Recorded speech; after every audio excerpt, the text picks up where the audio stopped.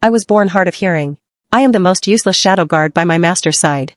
Master once called me a pig. I told him I'd go out and buy mushrooms right away. He couldn't stand it anymore. He sent me away to spy on his arch-rival. Disguised as a pancake seller, I set up a stall in front of the rival's gate. 2 months later, with a face as cold as iron, Master dragged me out of my rival's bed. I told you to spy on him, he roared. Not to sleep with him. After being dragged back, Master swept all the scrolls in the study onto the floor. I was showered in his rage. Yet I remained kneeling perfectly upright. I knew his anger wasn't directed at me, but at that sinister and cunning crown princess, who was as stubborn as dead wood. I heard that on mid-autumn night, Pei Yuan had once again snatched something away from him. Pei Yuan was as articulate as an emperor. Unable to out-talk him, Master could only return home and vent his fury. This resentment. Can't you just go die? He snapped. I'm afraid I can't, I replied. If you want me to die, I won't eat dirt. Master pinched the bridge of his nose, looking like he had a massive headache. Get out. Men are truly fickle. I withdrew from his presence. I am a shadow guard, but because I'm hard of hearing, I often misunderstand Master's orders completely. Master scolds me for this frequently. Scolding is useless. Once, Master called me a pig. I misheard it as him telling me to go buy mushrooms. That day, I went to the market and carefully selected them. Satisfied, I lugged back a bag of the finest mushrooms. Master was so angry he made the kitchen cook them for days. He forced me to eat them all. The kitchen's cooking was actually quite good, so I ate them happily. Master couldn't stand seeing me happy, so he threw the rest of the mushrooms away. It's a pity that my master, the third prince, has such a terrible temper. Fortunately, his looks make up for it. He has an incredibly beautiful face, said to be inherited from his enchanting mother. But this kind of charm is not aggressive in the traditional sense. He's more like a pampered pet cat. Even his little paws are deadly cute. His tantrums are like a kitten's hiss. As a result, whenever I'm being scolded, I always daze off while staring at his face, completely missing whatever he's shouting about. Master is entirely unaware of this. He still thinks he's very intimidating. The next day, Master told me to monitor Pei Yuan. I knew he was just annoyed by me, and was sending me away, just to get me out of his sight. Master has no faith in me. With your brain, I don't expect you to achieve anything major. Just observe what he usually likes, and what he dislikes, then come back and report. Be careful not to be discovered. Right, infiltrating the Pei residence directly was too difficult. So, I went to a pancake shop owner in the East Market and bought a barrel oven. Then I dragged it from the east side of the imperial city to the west. Pei Yuan's home was in the west. Everything was ready. I set up the oven and a wooden table right in front of his gate, and started selling pancakes. However, Pei Yuan didn't show up for 3 days straight. I was dejected. If I failed this mission too, Master might actually kick me out for good. Just as I was losing hope, Pei Yuan appeared. With his fair, cool features, just standing there made it impossible to look away. I didn't expect him to be so handsome. I looked at the portrait Master gave me before I left. I suspected I had the wrong person. Surrounded by attendants, Pei Yuan walked towards me. I quickly tucked the portrait away, wiped my hands, and began vigorously kneading the dough. Pei Yuan stopped in front of the stall, watching my movements without saying a word. A great hunter must disguise themselves as prey. I ignored him, skillfully kneading the dough. The attendant beside him impatiently stepped forward. Who gave you permission to sell pancakes here? Do you know what place this is?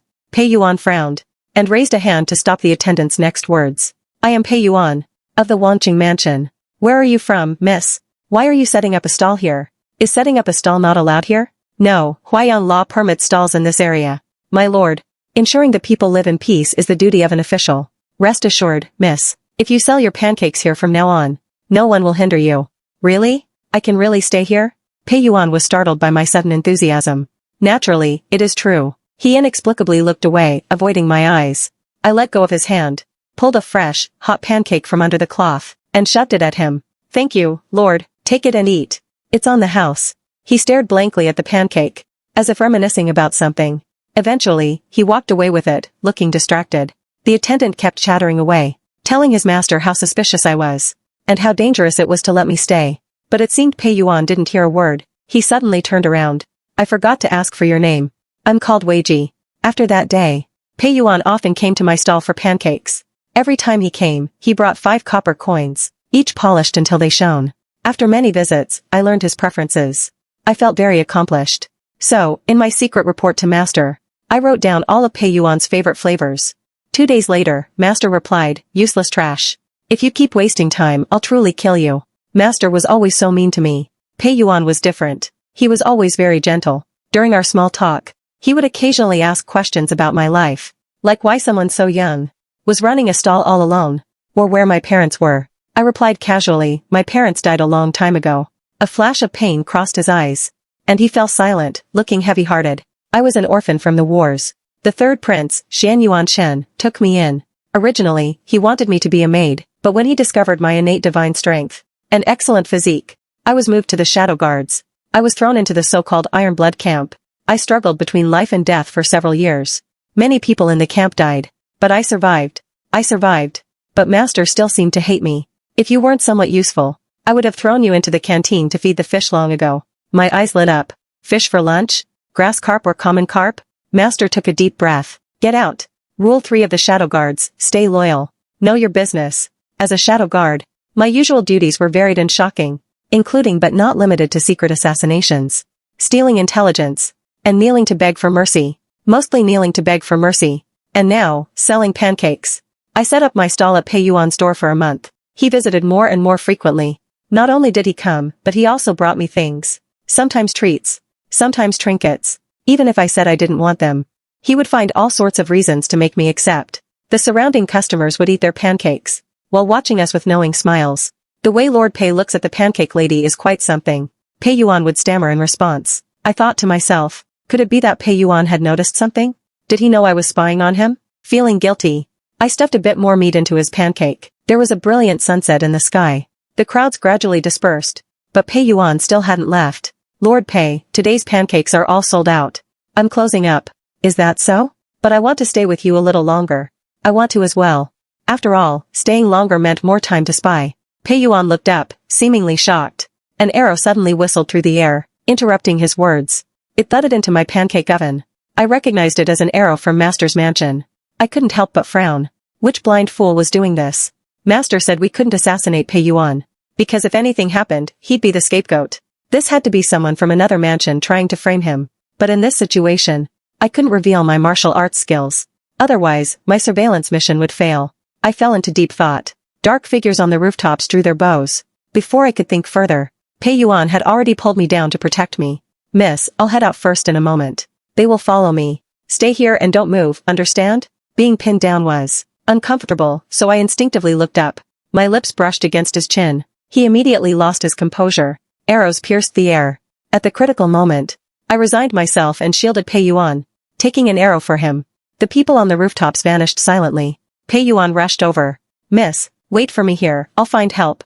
I'll go get someone to save you. He ran off before I could say a word. I winced, and pulled the arrow out from behind me myself. Which mansion's Shadow Guard doesn't wear light armor on a mission? Are they stupid? When Pei Yuan returned with his men, I had already nonchalantly hidden the arrow in a corner of the bushes. He was shocked. Miss, are you all right? I'm fine. He grabbed my hand to check. If the killer is gone, then, please let me go. I still have to go home and prepare pancakes for tomorrow. No, you are my savior. You must recover in my mansion for the next few days. My lord, that's not. Say no more. I believed him. My eyes grew hot, and tears began to fall, big drops splashing down. Pei Yuan was stunned by my tears. He then reached out and gently rubbed my head. Don't worry, I will protect you. I cried my heart out. This meant I could now monitor Pei Yuan without any restraint. Master, your subordinate has succeeded. I was immediately taken back to the mansion by Pei Yuan. He prepared a separate room for me. The next morning, while he was at court, I sat at the desk he provided, spiritedly writing a letter to Master. Report, your subordinate has fulfilled the mission. I have successfully infiltrated the enemy camp. In 10 days, I will surely make Pei Yuan beg for mercy, to assist my lord in his grand ambitions. After finishing, I called for my usual carrier pigeon, and sent the letter off. That night, under a dark sky and high winds, I heard a faint sound on the roof. I leaped up to investigate. However, I didn't expect to see Master standing before me. He was wearing a white cloak ill-suited for night travel, looking quite foolish. I was baffled. My lord, are you out for a stroll? Mind your own business. How did you end up living in Pei Yuan's house? Your subordinate felt that if you don't enter the tiger's den, you cannot catch the tiger's cub. Being close makes it easier to monitor Pei Yuan's movements and report back to my lord. Master was silent for a moment. What you say makes sense. Since that's the case, continue to monitor him. The night wind was too strong, and my hearing problem acted up again. What I heard Master say was, hurry up and sleep with him. As everyone knows, the duty of a shadow guard is to obey. If Master tells me to go east, I have no reason to go west. Action speaks louder than words. To avoid any complications, a few days later, I crawled into Pei Yuan's bed. But Pei Yuan wasn't home yet. Due to the border wars, many refugees had flooded into the city. So, lately, to pacify the people, Pei Yuan was exhausted, running everywhere, leaving early and returning late. I had no choice but to wait for him in bed. The moon reached the middle of the sky. I had long since fallen asleep clutching the quilt. The door was gently pushed open. Pei Yuan walked in. I was startled awake by the sound. My eyes were half open, and before I could react, someone lay down beside me in a daze. It was Pei Yuan. My brain was still foggy from sleep, only feeling that I had waited far too long. I reached out, grabbed his sleeve, and complained. Why did you just get back? Why are you here? I wanted to be with you. The man beside me stiffened violently. By the clear moonlight, I saw Pei Yuan's entire face flush with a burning heat. His eyes darkened, filled with a watery sheen. Do you know what you're saying? I pinned his wrist down, and earnestly kissed his trembling lips. I know. Of course I know what I'm doing. It wasn't unusual for shadow guards to do such things. So I had always been prepared for this. This was something I learned during the last royal hunt, from the shadow guards of other mansions. Back then, I had returned to the camp, to ask Master if he needed me to sleep with anyone for him. Master flew into a rage. Who taught you that? I'm asking you, who taught you to say such things? The guards of other princes? That's because they are lowly. Who says a woman can only find her way through this? How many women do this willingly? I told you to stop hanging out with them. When have I ever asked you to do such a thing? Damn it. He indeed never had, during all those years by his side. Mostly, I just ran errands. My blade had gone blunt from not tasting blood for so long. Come with me. To do what? You useless thing. You don't even know when you're being insulted. I'm going to kill them. That night, Shan Yuanchen took advantage of the darkness at the hunting grounds to wake up every single sleeping prince. He gave them a massive scolding, telling them to control their guards better. Master was good at making money, but he didn't really fit in, except for the crown princess. The others, in private, all felt he was a disgrace to the royal family. They thought competing with him was beneath them. But because he was incredibly wealthy, Master was known as the god of wealth of the imperial city. The other princes didn't really dare to provoke him. The princes were scolded until they were speechless. Later, the other guards told me. Their masters were gossiping behind his back, saying my master was of lowly birth, and couldn't hold his own in polite society. I was furious. That night, behind Master's back, I went to the other mansions and chopped down all their fortune trees. That was when I was 15. Thinking back now, Master probably thought I was too young back then, too inexperienced for such tasks. Now that I'm older, I should be able to contribute. I must not let down Master's expectations. With that thought, I reached out and placed my hand on Pei Yuan's chest. Pei Yuan's eyes widened, his chest heaving. He flipped over, pinning me down, and suddenly grabbed the quilt from the side, wrapping me up like a stuffed dumpling. He wrapped me up tightly. Then he lowered his head, and through the thick quilt, he hugged me very tightly. Is this how it is? My feelings for you are not so superficial. Wait a bit longer. What? Tell me to save it? Because I was so shocked. I didn't even hear the rest of what Pei Yuan whispered. Then, Pei Yuan actually picked me up, quilt and all. I lay in his arms in a daze, watching as he carried me out the door, down the hallway, and back to my own room. He hovered by my bed for a while. Get some good rest. With those words, Pei Yuan fled from my room as if he were being chased. Strange man. I thought about it all night, but I couldn't understand what he meant. What does it mean when a man tells a woman who crawled into his bed, "You can save it"? What could it mean? After thinking it over, I decided to find someone to talk to. To ask about matters of the heart, one must go to Tianxiang brothel. However, before I even reached the gate, I was suddenly grabbed by a hand, stretching out from an alley. I looked closely. It was Long Shuang, a female guard from the second prince's mansion. Are you crazy? What are you doing in a place like this? I'm on a mission. A mission? Would your master really let you come here? If he knew, wouldn't he break your legs? The mission is top secret. I didn't want to explain too much, so I just waved my hand nonchalantly. Sigh. Things have changed. She looked at me with an inexplicable sense of sympathy. There aren't many female guards in our circle. We were good friends during our years of training. Afterward, we rarely saw each other. It wasn't that I didn't want to see her, but her master wouldn't allow it. The second prince was not a good man. He never treated people as human beings. If anything went slightly wrong, flogging was a common occurrence. For Long Shuang, it was truly not easy to have survived until now. She patted my shoulder. Is there anything I can help you with? I want to seduce someone, I said. But when I climbed into his bed in the middle of the night, he told me, "You can save it." What does that mean? What else could it mean? It means your skills aren't quite there yet. My skills are quite good, though. Not that kind of skill. Then she leaned into my ear. and whispered a long list of detailed instructions. I listened in silence for a long time. Finally, I let out a long sigh. Being a spy is really hard work. She looked around cautiously, her eyes settling on a nearby clothing shop. Before I knew what was happening, Long Xuan had dragged me inside. She exchanged a few words with the shopkeeper, who then brought out a set of gauze clothing. It was a beautiful, sheer red dress, adorned with delicate gold thread and jewels, shimmering even in the shadows. She solemnly placed the dress into my hands. I didn't understand what she meant. Long Xuan gripped my fingertips. For a woman to live in this world, it is incredibly difficult. We have so few choices. So no matter what you decide to do, I will never judge you. My life is destined to sink into the abyss, with no way out. But you are different. As she spoke, she reached out and touched my ear. Your ear. I thought it had long since healed, though it's still faulty occasionally. She nodded, looking as delicate as a flower branch, graceful and charming. Through the gap in her collar, I saw her scar-ridden collarbone. The third prince is a good man. If you want to fight for your future fate, then go ahead and do it with everything you've got. I was moved and couldn't help but hold her hand. A faint scent of pear blossom wafted from her sleeve. She squeezed my cheek. She offered a slight smile of comfort, belonging to a master, who isn't allowed to appear in the sunlight. If you can return to the sunlight in my place, I would be very happy. I opened my mouth to say that I was doing well, that my master had a sharp tongue but a soft heart, and that he never mistreated me. I had always lived in the sunlight, but in the end, I chose to remain silent. Not chewing too loudly while others are starving is also a form of grace. I had to work harder. If I could complete this mission with Pei Yuan, perhaps master would value me even more. And maybe then I could beg him to save Long Xuan.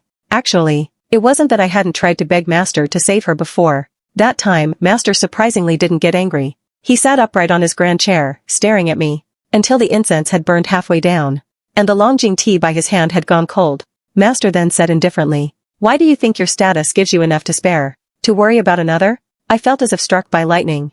Master picked up the completely cold tea, took a sip of the bitter brew, and continued, "To live in this world, one cannot have everything. Every man for himself, or the heavens will destroy him. There are so many unfortunate people in this world. Do you intend to risk your own life, to save them one by one? Kindness without the ability to back it up is just a burden, a meaningless sentiment." Outside, the curtain of night fell. A whistling wind carried dead leaves into the air. "I have spent all these years treating your ears. Have you still not learned your lesson?" Master turned his head away, not looking at me. "Or do you really think my Rue mansion likes to keep idle people? My ear problems were partly innate, but they weren't originally that severe. They worsened when I was 13, when the elite hidden guards were sent to the border for training. The border was consumed by the fires of war. Amidst the constant roar of artillery and gunfire, there were many civilians who hadn't had time to escape. I insisted on leaving the unit to save people, but the sound of the cannons was deafening. In the urgent situation, both my hands were busy saving others, leaving me no time to cover my ears. For a long time after that, I couldn't hear any sound at all. Master was furious. He rode a fast horse to bring me back to the mansion himself. Day after day, he called me a fool who got what she deserved. But I didn't hear a single word. The medicinal soup was poured down my throat day after day. After several years of nursing, I was finally mostly recovered. To benefit just me alone, Master was likely physically and mentally exhausted. I knelt for a while, pressing my forehead deeply against the ground. This subordinate knows her mistake. Master seemed to harbor a hidden resentment and didn't want to speak further. "Get out." I bowed my head, and then backed out of the room. Since then, the matter was never mentioned again. As the sun set in the west, I returned to the Pei residence carrying the gauze clothing Long Xuan gave me. After stepping through the main gate, I felt that everyone was looking at me strangely. They gathered in groups of twos and threes, whispering among themselves as their gazes drifted toward me from time to time. As soon as I looked over, they immediately pretended to be busy with nothing. I thought it was strange, but it wasn't easy to ask, so I went back to my room. I tucked the gauze dress into the wardrobe. That day, Pei Yuan returned exceptionally early. His footsteps were hurried, and his breathing was uneven, as if there were some urgent matter. Thinking of gathering information, I brought some tea, and stealthily slipped toward the study, intending to overhear what they were saying. Through the carved wooden door, I heard the voice of the attendant, Xiao Wu, sounding agitated. "I told you long ago she was a spy. My lord, why won't you believe me?" "Xiao Wu, say no more. Even if you kill me, I must say it." Bloodstained soft armor was found in the grass by the door, and a messenger pigeon was intercepted mid-air. She was clearly sent by the third prince to seduce you. The housekeeper also sighed nearby, sounding quite serious. "My lord, you must not be indecisive. The evidence is now as solid as a mountain. Do you still intend to protect her?" My hand holding the tea tray trembled. The people of this household had actually discovered my identity so quickly. Should I leave right now? Or wait a little longer? In my hesitation, I heard Pei Yuan's usual elegant voice, his tone extremely firm. I have my own arrangements. No more needs to be said. I quietly withdrew from outside the study. My identity had been exposed. Fortunately, for some reason, Pei Yuan still firmly believed in me. Since the carrier pigeon was intercepted, I had to break off contact with Master for a few days. As things stood, I had to speed up the mission's progress. I returned to my room, took the gauze dress out of the wardrobe again, and clumsily put it on. Once dressed, I did a turn in front of the bronze mirror. When I was with Master, I rarely wore brightly colored clothes. Looking at myself now felt somewhat unfamiliar. Regardless, success or failure would be decided in this one move. Outside, a light rain was falling. Everyone else in the mansion had retired to their rooms. Pei Yuan was still in the study. I threw on a cloak, walked noiselessly down the hallway, and stopped at the study door. Candlelight cast Pei Yuan's shadow onto the window paper. I raised my hand and knocked softly twice. Pei Yuan opened the door quickly. Huanyang, why are you here? I walked toward him step by step. He retreated step by step. I gently closed the door behind me. I stood my ground, untied the cloak, and let the gauze dress be fully revealed before him. Using the method Long Shuang taught me, I looked up with a pitiful expression, and spoke with an air of grim determination. Lord Pei, please, have your way with me. He stared at me, but there was none of the reaction I expected. His brow was tightly furrowed, his face pale as paper, and his eyes slowly reddened, as if he were about to cry. The room was dead silent, save for the crackling of the candle flame. Under his gaze, I gradually grew uneasy. When the night wind blew in, I trembled from the cold. After a long time, Pei Yuan walked silently to the wardrobe, took out a dry robe, came to my side, and draped the robe over my shoulders. Since yours is wet, wear this for now. He carefully pulled the collar closed for me. What kind of life have you been living all these years? His voice broke with a sob, almost hoarse. Pei Yuan, was he aching for me? Before I could figure out why, Pei Yuan turned his face away, seemingly unwilling for me to see his loss of composure. I vaguely felt he had misunderstood something, and opened my mouth to explain, but didn't know where to start. Could it be that I've actually been living quite well? Pei Yuan remained unmoved, turning back instead, to reach out and caress my face. He forced you to do these things, didn't he? He stared at me intently, the candlelight reflecting in his eyes. You're crazy, aren't you? I answered subconsciously. Before I could finish, I realized the slip of the tongue, which was as good as admitting my identity. I tried to cover it up, but no words came. The candlelight was faint, and the scrolls on the table were still piled high. Pei Yuan lowered his head until our foreheads met, forcing me to look him in the eye. Don't worry about any of this. It's not your fault. As our breaths mingled, he tenderly kissed the corner of my lips. I will take care of it. Defeated, I returned to my room feeling lightheaded. Where exactly did things go wrong? Pei Yuan didn't follow the rules at all. He truly is formidable. Perhaps it's time for me to pack up and run away, back to the third prince's mansion, but I was unwilling to give up halfway like this. The next day was a routine day of rest for the court. However, Pei Yuan left the house early with a grim look on his face. Not long after, I received a new letter from Master, delivered by carrier pigeon. The moment I opened the letter, I felt like the words on the paper were going to jump out and bite me. It was clear that Master was furious once again. Pei Yuan had stormed into the third prince's mansion that morning, scolding Master from head to toe, and then he threw a bag of money at him. Because he spoke so fast, Master didn't even hear the rest clearly. Why did he throw money? Master was driven insane with rage. He was angry that Pei Yuan actually dared to use money against him. From those chaotic scribbles, I could almost see Master jumping out from the paper, roaring at me. I am the dignified god of wealth of the capital. How dare he throw money at me? Just how much could he possibly have? Is he insane? You keep an eye on him for me. Watch him closely. Stare him down. Don't you dare come back. I took his words to heart, letting out a sigh. Over the next few days, I stared at Pei Yuan with wide eyes every day. I saw him off when he left, welcomed him when he returned, ground ink for him when he wrote, and even when he slept. I would linger reluctantly, watching him through the window for a while. In short, I strictly followed orders, watching him 24/7 without a single blind spot. I don't know what he told the others in the mansion, but they no longer looked down on me. Instead, their gazes were filled with a mix of sympathy and respect. On the afternoon of the 5th day, as usual, under the guise of reading, I entered the study, to stay by his side, staring at him. For some reason, the more I stared, the redder Pei Yuan's face became. Later, he couldn't even hold his brush steady. Perhaps feeling thirsty, he reached for the tea on the edge of the table. I kindly handed it to him. Startled, he spilled the tea all over the floor. I took a cloth to wipe it up. Hearing him say something almost inaudible, I paused. What is it? He turned his head away, clearing his throat. Don't keep looking at me. I was confused. Why? I can't help it. Can't help what? Suddenly, there was a knock at the door. The housekeeper stood by the door. He bowed respectfully. My lord, will you be going to the South City today? The South City was an area in the city where refugees were settled. Lately, to pacify the refugees, Pei Yuan had been going there very frequently. Pei Yuan snapped out of it, taking a soft breath. Get the carriage ready. I blinked. Can I come along? By the time we arrived at the poor shelters in the south, it was already approaching evening. The setting sun was low, its light brilliant. The people here were clearly very familiar with Pei Yuan. As soon as he stepped off the carriage, everyone crowded around him. I stood to the side, watching him calmly direct the distribution of food and aid. I looked at his back, lost in thought. It was as if something was slowly rising from the depths of my heart. It was already late at night when we returned. Pei Yuan leaned by the carriage window. The curtain fluttered gently, and my heart seemed to flutter with the wind. For the first time, I called him by name. Pei Yuan. He turned his head. What is it? What is the meaning of being kind? He froze for a moment, seemingly not expecting such a question from me. After a while, his eyes crinkled into a gentle smile. It doesn't need a meaning. Kindness itself doesn't need to mean anything. What kind of reward would a kind person want? Pei Yuan looked at me in confusion for a few moments, then shook his head as if troubled. I've never thought about that question.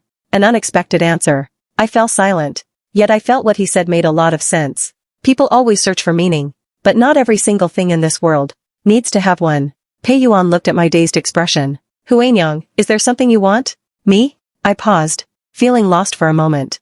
Then I shook my head. When I'm with Master, what Master wants is what I want. I didn't know what self was. It seemed like nothing really mattered to me. To want something, how does that feel? I was a bit curious, so I looked up and asked him, how did you find what you wanted? Let me tell you a story. When I was young, I took my siblings to escape a disaster. Unfortunately, we encountered the war.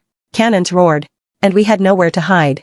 Just as we were in despair, a girl suddenly appeared and saved me and my family. Even though she was just a child herself, she took my family to a safe place. When she finally saved me, to prevent me from being hurt, she covered my ears in her haste. She was truly a strong person. So I thought, I also wanted to become a strong person, someone who can protect others.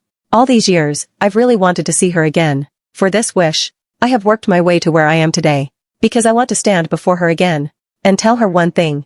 I wasn't sure what this strange, deep-seated feeling in my heart was, but I grew to like being by Pei Yuan's side very much. After all these years, this seemed to be the first time I had something I wanted to do for myself. A few days later, I brought a hand-warmer stove to the south. The people from the south taught me how to knead dough and how to make flatbread. Lively children laughed and surrounded me, turning to tease Pei Yuan. Lord Pei won't say, what is this sister to you? Tell us, tell us. Pei Yuan's ears were bright red, forcing himself to be calm. His gaze was steady as he looked at me. She is the one I love. My heart skipped a beat. He looked at me with a firm tone. And you? Do you like me? I suppose I had fallen for Pei Yuan. Since that trip to the south, he never hesitated to confess his affection to me, so urgently, as if he were afraid I would run away. It seemed I didn't hate it. It seemed I liked him too. But would I be allowed to like him? Winter arrived, and the weather grew colder. Every year at this time, Master would surely be grumbling while holding a hand warmer. I felt that some things had to be faced sooner or later. I might as well go back early to receive my punishment, because I could no longer monitor Pei Yuan for Master. For a hidden guard, this was an unforgivable sin. If Master wanted to kill me, I wouldn't have a single word of complaint. I left a letter for Pei Yuan, leaving the Pei residence late at night to head for the third prince's mansion. The night was quiet. The closer I got to the third prince's mansion, the slower my footsteps became, until I finally stopped. Actually, I hadn't thought it through yet. How should I face Master? He hated Pei Yuan so much. Would he make things difficult for him because of this? He hated me so much. Would he hate me even more? Standing there, I suddenly felt an inexplicable sting in my nose. Just then, a carriage sped past me. I suddenly caught the scent of pear blossom incense. The scent that was always on Long Shuang. Without another thought, I turned around and followed it. The carriage stopped at a villa in the outskirts. I crouched in a tree, watching as Long Shuang, covered in wounds and unconscious, was thrown from the carriage. From inside the villa, the lame second prince emerged. Long Shuang was woken up by a bucket of water, opening her eyes with difficulty to look at him. He kicked her to the side with his good leg, then slowly rolled his wheelchair over to her. I heard, you've been very close to the third prince's guard lately. He hooked her chin up with his silken boot. You wanted to seduce the third prince, didn't you? Sigh. Why don't you ever learn your lesson? In your eyes, everyone in this world is better than me. You also look down on me, don't you? Since you're so desperate for a man, I will naturally satisfy you. Men from the mansion surrounded her. They crowded in, while he pulled back to a distance, looking on with disdain. His expression was cold, quietly watching the lifeless Long Shuang. I only felt a roar in my head. I could no longer hear any other sound. Master said to play it safe. Master said kindness without ability is just a burden. But I am not without ability. I am not a clawless wolf. Pei Yuan said I was strong. Pei Yuan said that he and his family's lives were changed. Because of my actions back then. Kindness, it turns out, can be without a specific meaning. How could I just stand by and watch? How could I abandon others? When I came to, the courtyard was littered with bodies. Having not killed for so many years, my skills were indeed a bit dull, but they were barely enough. I pinned Shan Yuanyu down against the rain, pressing hard onto his crippled leg. That was said to have just recovered some sensation. He let out a distorted cry of pain, his scream shrill. I ignored him. Having just fought, I was in too much pain. I used strips of cloth to tie the weak Long Shuang to my back, covered in blood. I ran back to the third prince's mansion on instinct.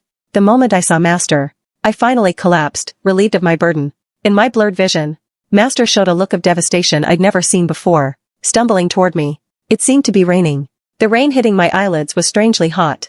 I knelt with my eyes closed. Why? The heavy rain continued to fall. Master seemed to say something, but I couldn't hear a single word. When I woke up, the room was filled with the familiar scent of sandalwood. It was my room in Master's mansion. I sat up shakily. Seeing this, the maid Xiaolin hurried over. You're awake. I'll go tell His Highness. I quickly stopped her. Is Master angry? Xiaolin stopped and turned back, frowning as she thought. He did seem quite angry. It was over. He was furious that day. After you were brought back and the doctor was called, he stayed by your bed all night.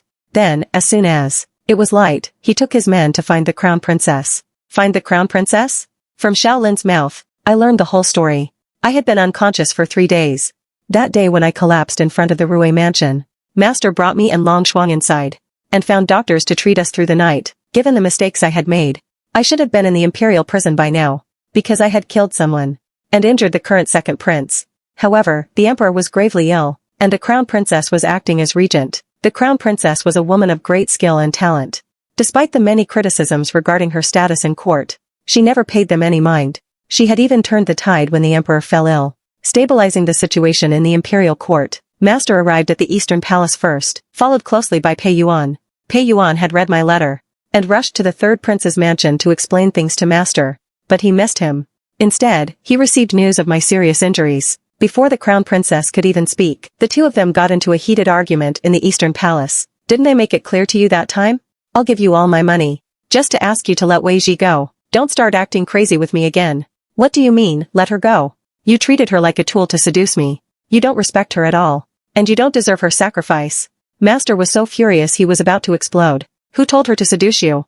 I'll kill that person. I never told her to seduce me. Master clutched his chest in anger, looking like he might faint at any moment. Nonsense. I told her to monitor you, not to sleep with you. The misunderstanding was cleared. The crown princess calmly took a sip of tea, and asked if they were finished arguing. Her gaze was sharp and indifferent. I have heard the details of what happened. Do either of you have anything else to say? Pei Yuan and Master stepped forward in unison. Pei Yuan produced evidence of the second prince kidnapping women and mistreating refugees. Master produced evidence of the second prince embezzlement and taking bribes. The crown princess gave a soft hum. Even a prince is not above the law. He shall be treated like any commoner. I understand. This palace will take note. You may all leave now. But Pei Yuan did not leave. He knelt on the floor, his back straight as a spear. I beg your highness to grant me justice, and allow me to take Lady Wei Ji to be my wife. Master's expression immediately turned sour. Don't make me laugh. You want to marry Wei Ji? Have you even asked her if she's willing? She loves me. Impossible. Possible or not, you'll know once you ask her. Master returned to the mansion in a daze. For the next 2 days, he sat on the veranda waiting for me to wake. He didn't say a word, just sat there in silence, his thoughts unknown. Xiaolin said. She had never seen him look so lost and dejected. Upon hearing that I was awake, Master pushed open the door and walked in. There were dark circles under his eyes, and his clothes were wrinkled, devoid of his usual composed spirit. I'm sorry for failing the mission, I said with effort. His hand, resting on the covers, tightened silently. Sorry. Just how many times do you have to say you're sorry? Your life was almost gone. And you're still worried about the mission? I paused sluggishly. It was strange, he didn't seem very angry. I spaced out for a long time. Master didn't speak either. Finally, he asked if I felt pain anywhere else. I shook my head and asked how Long Shuang was. She is recovering at the physician's. She's no longer in danger. And the second prince? Imperial sister had him beaten and thrown into house arrest. Unless he committed treason, killing him was unlikely. This was already the harshest punishment. I let out a sigh of relief. The room fell into silence again. The wind blew the chimes on the veranda, making a pleasant sound. Those chimes were hung by Master and me when I was a child. Master suddenly spoke up. Someone told me. He stopped for a moment, seeming afraid to ask the question. Do you like him? I didn't want to lie to Master. After a moment of hesitation, I nodded. Yes, I like him. Master stood up abruptly, nearly knocking over the chair beside him. Master gave no response. Was Master hard of hearing too? Third Prince? There was still no answer. Wei Ji, let me ask you one more time. His tone was calm, yet his voice trembled slightly. Do you really like him? Master rarely called me by my name. It took me a moment to respond. Yes. I have failed your expectations. And all the years you've spent training me. I am terrified. I am willing to accept death as my punishment. Are you stupid? I went through so much trouble to save you. Just so you could die? Subconsciously, I was about to apologize again. Shut up. I shut up and thought to myself. At least this is the Master I know. That night, Master told me to get out and go to the Pei family. He said seeing me annoyed him. The Rue mansion doesn't keep idle people. If you're no longer an assassin, then get out. Can I still gather information for you? No. Nor do I need you to run errands. No need. Are you done yet? I told you to leave. I don't need useless comfort from a failure like you. He paused, his voice turning harsher. From now on, do what you want to do. You don't need to do anything for me anymore. I thought about it, and for the last time I knelt and kowtowed before him. He didn't say a word, keeping his back to me as he read. He seemed very busy, so I shouldn't disturb him. Before I left Master's study, I caught a glimpse of the book in his hand. The corner of it was wet. Standing in the courtyard, I looked up, and saw that it had started to snow lightly. It rarely snows in Yaoguang, so I stopped on the veranda to watch for a while. This would be the last time I'd watch the snow here. I stepped down the stairs, and into the snow. Suddenly, I heard Master's voice behind me. I turned around. Master stood before me, his eyes shimmering with a faint red mist. His lips moved, saying something I couldn't hear clearly again. I pressed my ear. Master, I didn't hear you. Could you say it again? Master looked at me, his eyes becoming even more watery and red, like autumn maple leaves by the water's edge. He suddenly laughed. Did you really not hear me? Or are you pretending? I really didn't hear you. Tell me once more? He let out a long sigh. Forget it. Snowflakes fell onto our heads. For once, Master's eyes crinkled in a smile. He reached out his hand, seemingly wanting to brush the snow from my hair, but he stopped midair and pulled his hand back quietly. That day when I returned to the Pei mansion, Pei Yuan held my hand and said affectionately, will you marry me? You want me to accompany you to catch a breeze? Not a breeze. To marry me. I am asking you to be my only precious wife. Will you? On the day of my wedding to Pei Yuan, Yaoguang was covered in heavy snow. Master said it was too cold, so he didn't come. However, he sent several chests full of silver to serve as my dowry. He also returned the money Pei Yuan had given him. His letter said, after all, you are someone from the Rue mansion. It would be my disgrace if your wedding was too meager. Pure white snow outside, red candles flickering inside, with everyone as our witnesses. Pei Yuan and I performed the wedding vows, and were sent to the bridal chamber. He had a bit to drink today. His cheeks were flushed, but his eyes were bright. Shadows danced in the candlelight. A soft, warm breath suddenly enveloped me. In my days, I heard Pei Yuan in my ear, repeating I love you over and over. In case you hear it wrong, I will say it 1,000 times. Master's epilogue. When I encountered Pei Yuan in court, I couldn't help but jab at him. I purposely acted as if I were enjoying his misfortune. Aji is quite slow-witted. You're likely to suffer quite a bit in the future. Pei Yuan frowned, his expression becoming very serious. Why does your highness say such things?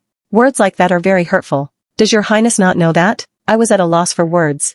Yes, did I not know those words were hurtful? Though there may not be many opportunities. I ask that if your highness meets Aji in the future, please do not say such things to him again. I don't want him to be sad. He's hard of hearing, he won't hear them. And what if he does?